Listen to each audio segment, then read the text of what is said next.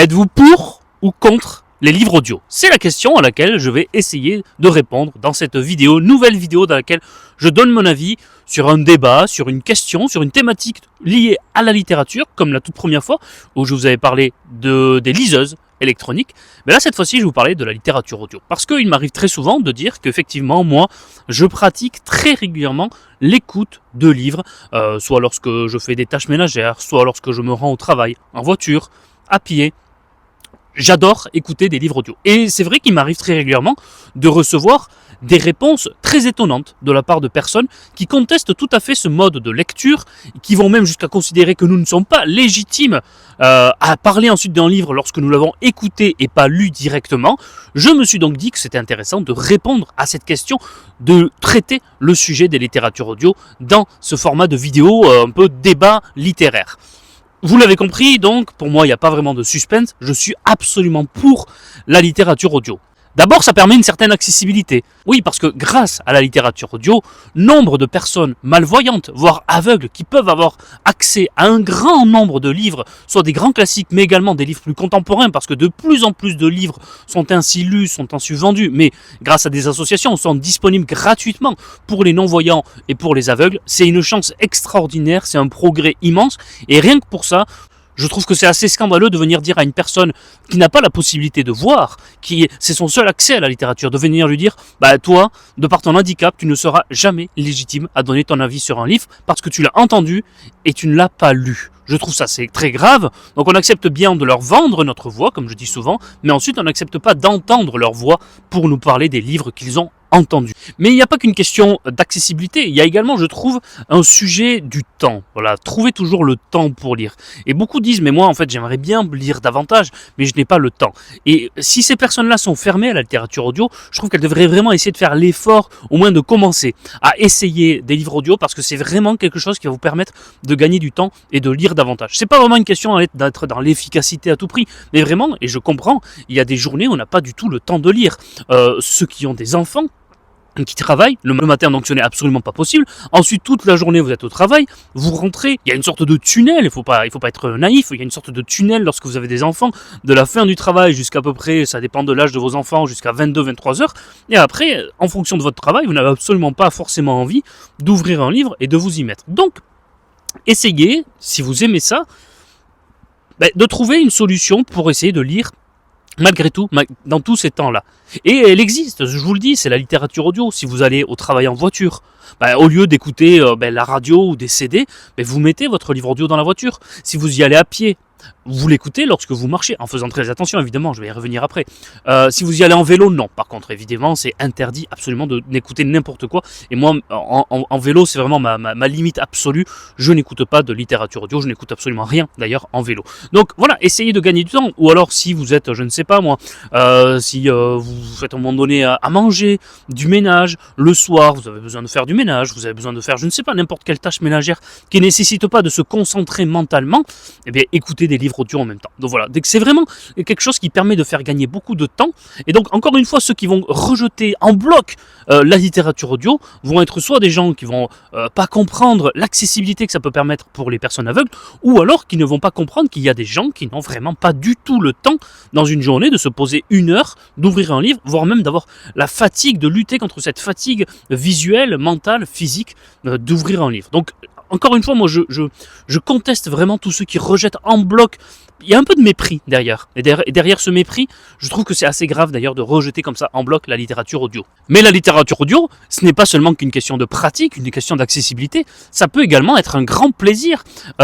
J'ai découvert grâce à la littérature audio d'immenses lecteurs et des façons parfois nouvelles de découvrir le livre. Je m'explique, je prends deux exemples.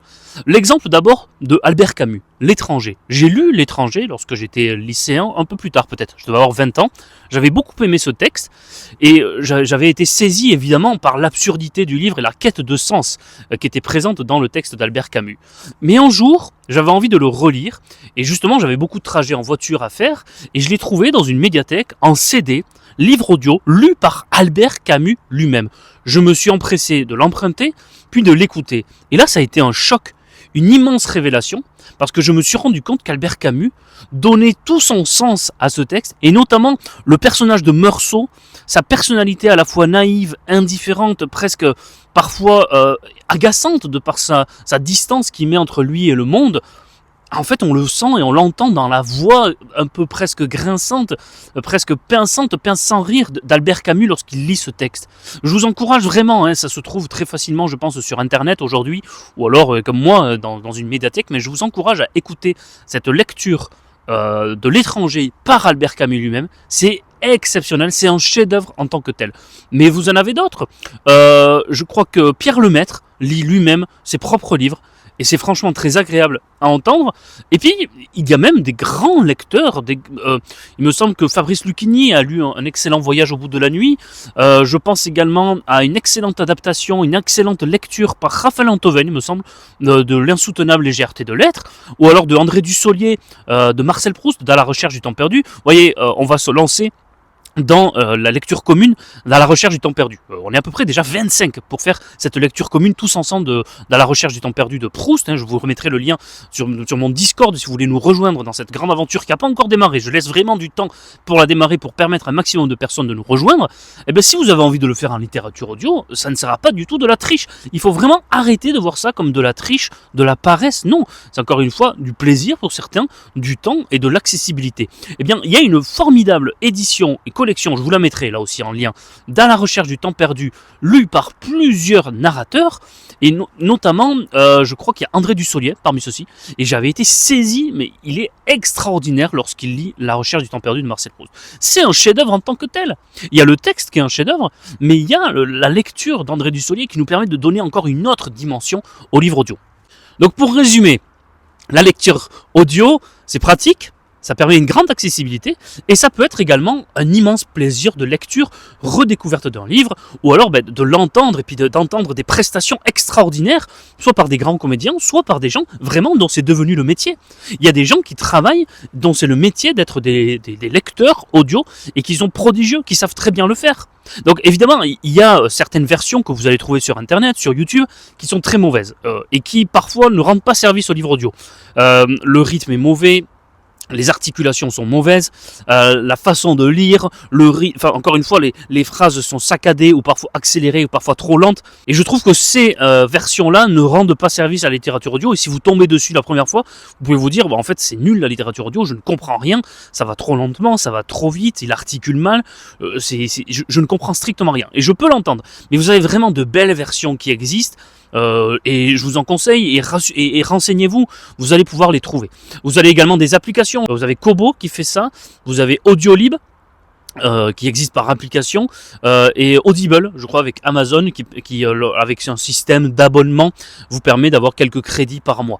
Moi c'est souvent ce que je pratique, alors soit j'achète directement en magasin les livres audio et ensuite je les télécharge et je les mets sur mon téléphone, ou alors il y a parfois des offres intéressantes, soit sur Audiolib, soit sur Audible, Kobo, enfin voilà, j'essaie de naviguer comme ça entre les offres qui peuvent être intéressantes. Vous avez des applications qui elles sont gages de qualité et du coup ce sont des professionnels qui vont lire les livres, qui sont payés pour ça et qui le font plutôt bien. Voilà, il y a un vrai filtre, il y a une vraie qualité qui est permise par ces livres-là. Et encore une fois, ne pas se dire c'est pas un livre papier, donc j'ai pas envie de mettre de l'argent pour des livres qui ne sont pas papier et il y aura pas l'objet du livre derrière. Je peux comprendre ce raisonnement comme pour la liseuse, mais sachez que comme pour la liseuse, comme pour les livres électroniques, le prix des livres audio peut s'expliquer. Donc je ferai venir vraiment un éditeur un jour pour pouvoir parler de tout ça, parce que je trouve que c'est très intéressant. Mais ne vous dites pas, tiens, c'est beaucoup trop cher pour ce que c'est, parce que derrière ça, il faut payer évidemment l'éditeur, celui qui a mis en page ça, l'auteur, les attachés de presse, et puis là encore, il y a aussi celui qui lit. Enfin voilà, il y a quand même tout un commerce derrière. Alors évidemment, il n'y a pas que des avantages dans la littérature audio.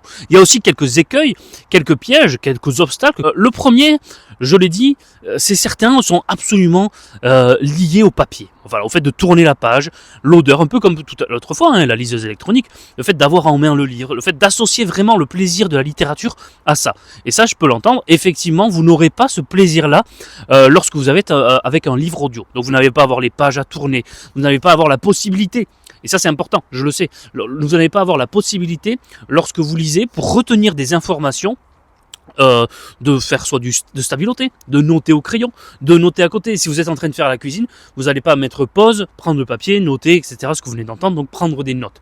Donc ça, c'est vrai que c'est un véritable obstacle à la littérature audio. Je vais y répondre après à tout ça, après. Rassurez-vous, c'est un vrai obstacle à la littérature audio. C'est le fait de ne pas pouvoir avoir ce contact avec le livre papier et cette possibilité, voilà, d'interagir davantage avec le livre et de retenir. Ça, je peux l'entendre. Autre obstacle, je le disais à l'instant, et c'est lié finalement, c'est que peut-être que certains retiennent moins d'informations avec un livre audio qu'en le lisant. Voilà. Et tout le monde a des types de mémoire différents, et certains vont avoir plus une mémoire visuelle et ont besoin de voir la chose pour retenir des personnages, retenir des narrations, retenir des dialogues, etc. Et donc là, je peux l'entendre qu'effectivement, avec le livre audio, il y a moins cette capacité de mémoire visuelle, et donc si vous êtes absolument lié à une mémoire visuelle, effectivement, le livre audio n'est pas forcément fait pour vous. De même que, je le disais, vous ne pouvez pas forcément prendre des notes de manière très évidente lorsque vous écoutez un livre plutôt que lorsque vous le lisez, lorsque vous avez à côté le papier avec vous. Et donc, il y a moins de possibilités, effectivement, d'en retenir quelque chose. Ça, je peux l'entendre.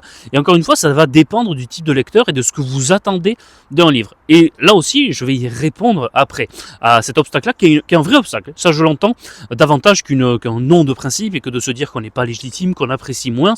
Non, on peut bien apprécier, bien écouter, bien suivre l'histoire, mais pour prendre des notes, retenir et avoir des traces de notre lecture par la suite, peut-être qu'effectivement, c'est moins évident avec la littérature audio. Moi, ce que je fais dans ces cas-là, c'est que j'ai aussi le livre papier quelque part, et qu'effectivement, j'essaie de me souvenir, et avec l'habitude, on s'en souvient mieux, je me souviens des passages comme ça qui m'ont marqué, et après, lorsque je reviens avec mon livre papier, je retrouve très facilement ces passages, avec des repères que je me suis fait à l'esprit, je les retrouve, ces passages-là, et je me les note. Donc, mais je suis bien d'accord que c'est un vrai obstacle. Autre obstacle, évidemment, c'est que la littérature, c'est de l'imaginaire.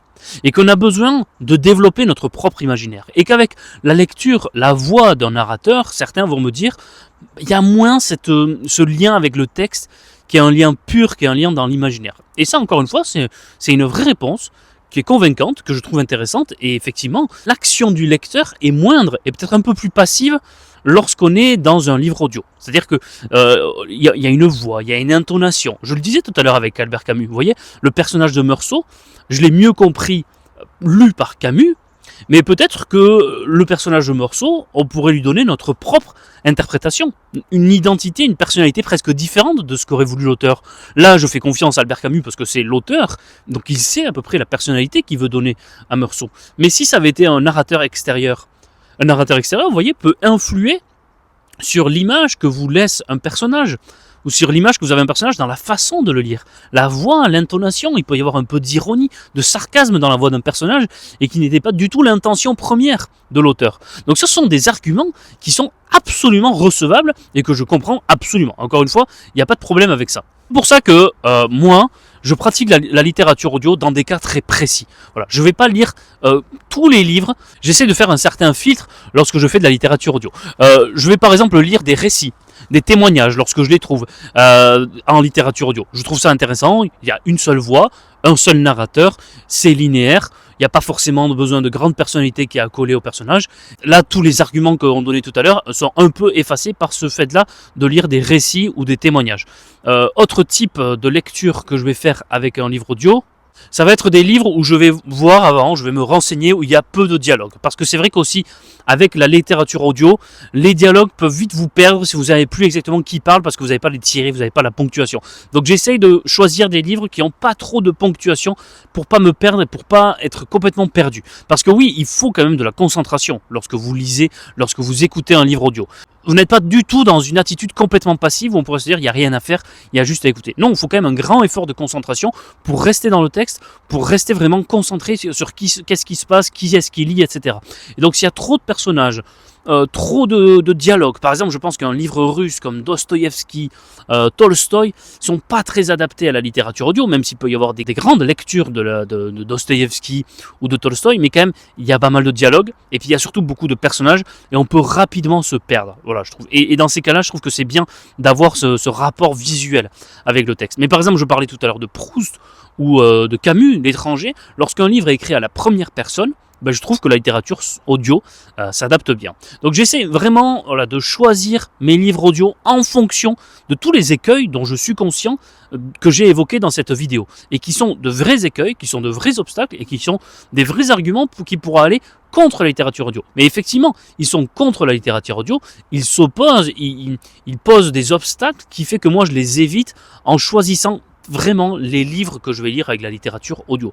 Ou alors lorsque je fais des relectures. Là par exemple je suis en train de lire Le Seigneur des Anneaux pour la 3e fois peut-être, j'en suis au Retour du Roi, j'alterne entre littérature papier que j'ai la version papier, et puis lorsque je peux, littérature audio aussi, ce qui me permet, étant donné que je connais déjà bien le texte, je connais bien l'histoire, ce qui me permet de continuer à lire, continuer à en profiter, mais sans avoir un effort de concentration suprême que j'aurais sur des livres que je lirai pour la première fois. Voilà, donc évidemment, je vais être frustré là encore une fois parce que comme l'autre fois avec les liseuses électroniques, je n'aurais pas réussi à faire tout le tour de la question, mais j'ai essayé de donner déjà quelques éléments importants qui peuvent poser le débat sur ce sujet-là. C'est intéressant d'en discuter encore une fois quand je dis pour ou contre la littérature audio. Ça ne veut pas dire que j'oppose complètement les types de lecteurs, etc. C'est vraiment, voilà, vous l'avez compris, pour aborder cette question qui pour moi est très importante. Et puis ensuite avec les commentaires ou sur Twitter ou sur Instagram, on continue d'échanger. Donc n'hésitez pas vraiment à débattre, à dire si vous êtes d'accord, pas d'accord avec moi. On peut évidemment ne pas être d'accord avec moi. Le tout c'est, toujours il y a quelqu'un qui a pris la mouche parce qu'on a commencé à débattre, mais la personne était absolument irrespectueuse et avait des avis très péremptoires qui étaient vraiment pas respectueux et vis-à-vis de moi, bon ça à la limite d'accord, mais vis-à-vis surtout de tous ceux qui pratiquent la liseuse électronique. Dans ces cas-là, je stoppe le débat, il n'y a pas de discussion à avoir avec quelqu'un qui n'est pas respectueux. Donc voilà, on peut débattre, on peut être en désaccord, mais soyez respectueux. De même que quelqu'un qui arrive et qui va dire ce livre-là c'est une daube, c'est pas du débat en fait. C'est pas du débat, c'est un avis péremptoire, un peu idiot sur un livre, et vouloir de dire tous ceux qui vont lire ça, tous ceux qui vont lire cette daube sont complètement idiots. Et donc ça, voilà, c'est pas pour moi, et donc là dans ces cas-là, moi je rentre pas dans la discussion. La personne s'est vexée, mais peu importe, je resterai tout le temps comme ça. Je suis très sympathique, je suis ouvert au débat, mais si la personne sort du cadre que j'ai moi-même fixé, c'est normal, c'est ma chaîne YouTube, si la personne sort du cadre que j'ai moi-même fixé, alors là je me permets de dire à la personne, là vous avez dépassé les bornes, et je n'accepte pas le mépris vis-à-vis d'un certain genre de lecteurs. Parce que moi j'accepte tous les lecteurs sur cette chaîne YouTube, et ça c'est très important. On peut lire de tout, et je vous l'ai prouvé, et on en reparlera lorsque je ferai d'autres vidéos, d'autres thématiques, d'autres débats. Vous verrez que moi je lis vraiment de tout, mais par contre, on accepte d'en parler avec tout le monde. Et c'est ça qui est vraiment très important. Sur ce, j'ai hâte moi de connaître votre avis sur les livres audio. N'hésitez pas à aimer cette vidéo, à vous abonner, à la partager, à commenter, évidemment, et puis à en parler autour de vous, parce que plus on est sur cette chaîne, mieux c'est.